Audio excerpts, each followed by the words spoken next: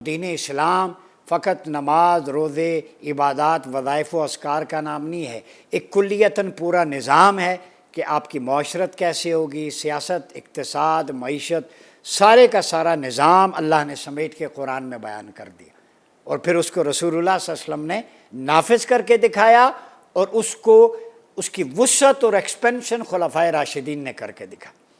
لوگ ہم سے کہتے ہیں ماڈل کیا ہے؟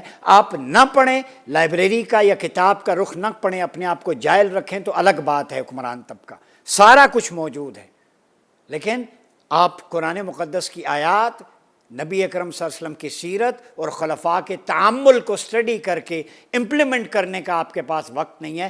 آپ کے پاس رشوت، ڈاکہ زنی، عوام کو لوٹنے کا وقت تو ہے، لیکن قرآن میں ڈائیو کرنے کا وقت نہیں ہے۔ آئیں میں قرآن کے اوراق کھول کے، میں اپنی بات نہیں کر رہا، سنو ٹی وی اللہ اور اس کے رسول کی بات کر رہا ہے۔ فرمایا قرآن مقدس میں سورہ زخرف میں، نحن قسمنا بینہم معیشتہم فی الحیات الدنیا ورفعنا بعدہم فوق بعد درجات لیتخذ بعدہم بعدا سخریہ، کہ ہم نے ان کے درمیان دنیاوی زندگی میں ان کے اسباب معیشت کو تقسیم کر دیا ہے۔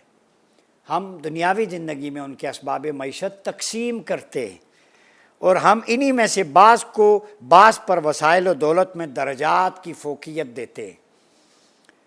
کیا یہ ہم اس لیے کرتے ہیں؟ قرآن کہتا ہے کہ ان میں سے بعض جو اشرافیہ ہے، امیر طبقات ہیں، وہ بعض غریبوں کا مذاق اڑائیں۔ یہ قرآن مقدس سورہ زخرف کا پیغام ہے۔ معیشت کی تقسیم، دنیاوی اسباب اللہ نے اس لیے دیے کہ بعض کو بعض پر فوقیت دی۔